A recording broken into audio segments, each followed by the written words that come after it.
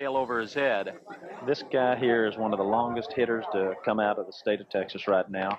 I've seen him hit them out of a minor league ballpark, 360 feet, 20-foot fence. And this is Billy Blake, the designated hitter. Blake jumps on the first pitch, and he will send that one out of the ballpark. Got much power. They need a big wind blowing in a lot to help them. And this is Blake as he rips it out of the ballpark way over that left field fence for his second home run of the night. He can hit as far as anybody in the game. He's one of the 5 longest hitters on this Smythe team. When he pulls one, he's going to pull it 400 feet. 2 balls and no strikes to him. And a strike in there by Bud Nelson. 2-1. Kind of get a kick out of the pitchers the way they throw the ball up there and then start backpedaling, Mark. Yeah, he wants to get as far away as he can from Billy. Billy's going to wrap this one deep left field over the fence for a home run, his third of the night. That was a line drive. If he gets it up, it's going to be even further.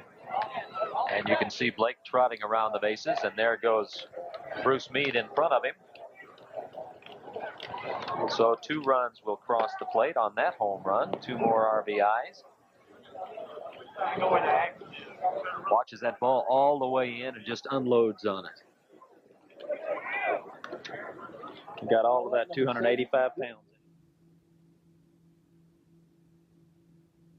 Hall of Fame Stadium, Oklahoma City, the site of many international and national events. And that one up in the air, and you can definitely kiss that one goodbye.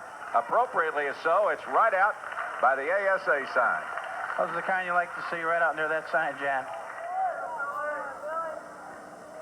Blake's a former fast pitch player, John. He played pitcher in left field for 7 years before moving into slow pitch in 1980. And he gets underneath that one and sends it deep to left field, and it is over the fence and out of here.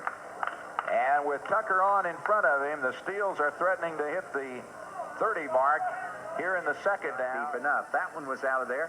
Back in came Kenny Carver, and right back came Bill Blake to deliver this blast out over the left field fence. Steels has done 2 things since they scored 4 in the last inning. As Blake gets under the first pitch from Carver, and you can forget about that one also. That's out of there. Home run number 29, and now the lead begins to mount to that danger zone again. One of the top players in the game, and certainly one of the top, certainly the top left fielder in the game. Just an outstanding player. And just over the leaping left fielder, Dwayne Frizzell, the line drive shot that clears for Bill Blake, and he'll chalk up for himself his 5th home run in the game. So he's got 16 himself, and that's not too shabby either.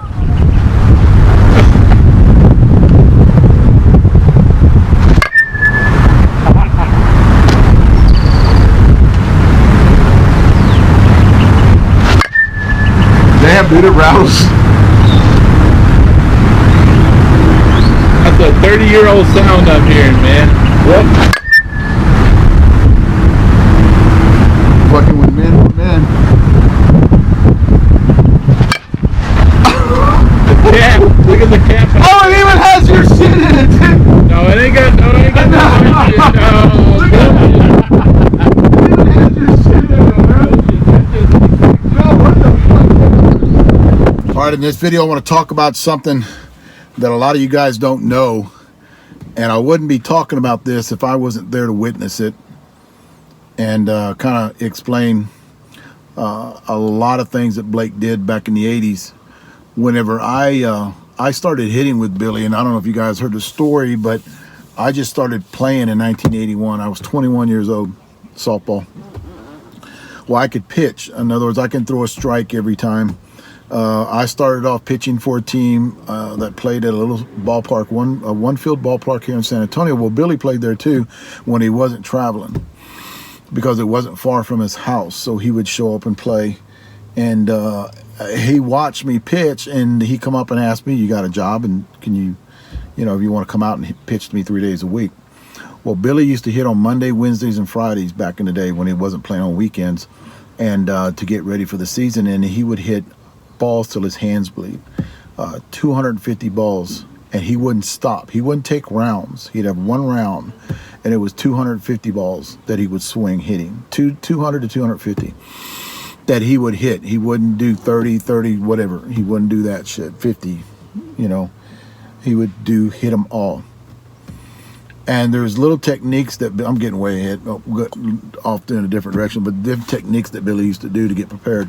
I'll talk about those in another video. But whenever I met Billy, it was 1981, and he had this theory about bats. So a lot of stuff that I learned about bats, how they should be loaded, you know, less handle weight, more end weight, you know, dense mass. So Billy had all this back in the 70s and 80s.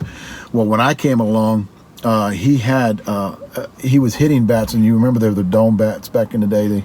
You couldn't get a cap, but once they started with a polyurethane cap on the end of them, I think TPS was the first, and then I think Easton came along after that. Well, what Billy, to test his theory out, because he thought that, because a lot of the guys back in the day, I think I have a bat right here, a lot of the companies back in the day used to just load their bats up, and then they would take a star plug, a rubber star plug, and they would, in other words, if you wanted to end load, they would put that star plug right here, and you wanted to balance, they would put that star plug down in the barrel a little bit more.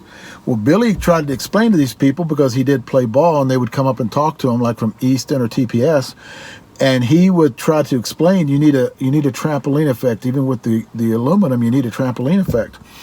And they would argue with him. You know, they would bring their engineers in and talk to Billy, and Billy would sit there and argue with them where he'd get pissed. I was there, guys, when he would do this.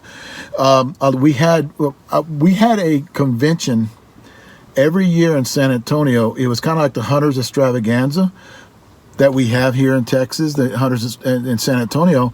And it would be a lot of the reps would come in and talk about softball. When it was just all about softball. They had different bats. They had people talking about bats. Well, Billy would go in there and argue with them about it, saying you can't have anything that absorbs energy inside this barrel of the aluminum bats. So Billy he's going to try to prove his theory. So what he did was, whenever they started making the ones where the cap would come off, he popped that cap off, and he would pull the plugs out of there. Easton had a wrap inside of one of their bats that would, it was like it almost looked like a radiator hose that would be inside there. Well, Billy would gut it. He would gut them out, and then he would take to test his theory out. He would take that end cap and he would load it with lead. And then I was with him. I was pitching to him, and he would take it out and he would hit it. And he proved his theory right to himself and people that were around him, me especially, that he can get distance on if you have dense mass and nothing. All you're using is the aluminum to get that trampoline effect. So finally he started working. I call it working, but he started playing softball with Steels. So he talked about his theory to Steels. And if you remember, Steels was getting into the balls. They were starting to manufacture bats. Well, they talked to Billy about his theory, and they actually used it back in those days, because Billy had to prove to them that his theory was right, that you do not put, you know, and I can go, there's other videos I can talk about on how he proved Easton wrong, how he proved TPS wrong by doing the work himself and pulling out all them plugs out of there, and he would test it, or just swinging with popping the cap on and not having any weight in the end, and still getting performance better than what they had, because you had nothing to absorb energy inside the barrel. Well, Billy talked about all this shit back in the 70s and 80s. I just came around where I pitched to him, and I absorbed it. I was like a sponge back then, because I wanted to be good at playing softball. And everything he said, I was like, why? It would just all sink into me. And Bubba jokes with Billy now, like we could be retired playing, you know, fishing on an island if you just would have put a patent on your shit back then on the way he developed the end load. Well, long story short, Billy started working for Steels. Well, they picked his brain. He told them how to load their bats. And that's how come, if you saw the video at the beginning where I say, this is one of your bats, Billy, because we just started hitting it and blew the plug out of it. Now, this is Billy's theory. This is what Billy passed on to Steels. and they actually started using it. If you guys remember this bat right here, right? You remember the sound this bat made? It made that pow sound. Well, that's Billy's theory, and I call it the Blake method. Billy actually, you see this bat, this end plug right here, you see the dense mass? And that's pretty heavy, guys. I'll bet that's 3 ounces right there. Maybe 4. But you see the lead? That's Billy's theory. Because whenever Billy was trying to pass this theory on to Steels to talk to them about making the bat perform better for him, I remember at Billy's house, UPS showed up and they dropped off crates of bats and those plugs right here and these plugs. So Billy would load these plugs and send them off to be tested and pop them back in the end, pop in those bats that he had, right? And they didn't have any writing on them. They were just these shells, and he would sit there and he would load them. He would weigh them and he would load them, dense mass on the end with lead, and he would pop it back in, and then he would send them off, and Steels would give them to their guys. This is the theory Billy Blake came up with. We're going to test it out, see if the bat performs for you. Well, it did. So what they did was Steels had the manufacturing company that would make these bats. I mean, they had the warehouse to make those bats, so they started mass producing them with Billy's theory on how they built those bats. That's how come you got that pinging sound. That was Bill Blake. That was all Bill Blake right there that did that. So what, like a lot of bat companies back in the day, they started stealing that technology. They would take bats, and I'll get into another story about Mikan and Easton about technology, but I'll get to that in another. This one's already going to be 10 minutes long, and I'll get into that one later. And I was the one that had something to do with that out of Colorado, and I have backup on that because his name is Tim Healy that can back me on that one. But Billy came up with this theory. He was working for Steels, because he was on their payroll, and he actually helped develop those bats. And I think Mike Masinko actually says it in one of his blogs that he wrote that actually is on his website about Billy had a lot to do with the championships that they won because of the bats that he built for Steels. And Steels took that technology in a lot of their bats with you got the dense mass at the end, the hollow barrel, because back in the day they weren't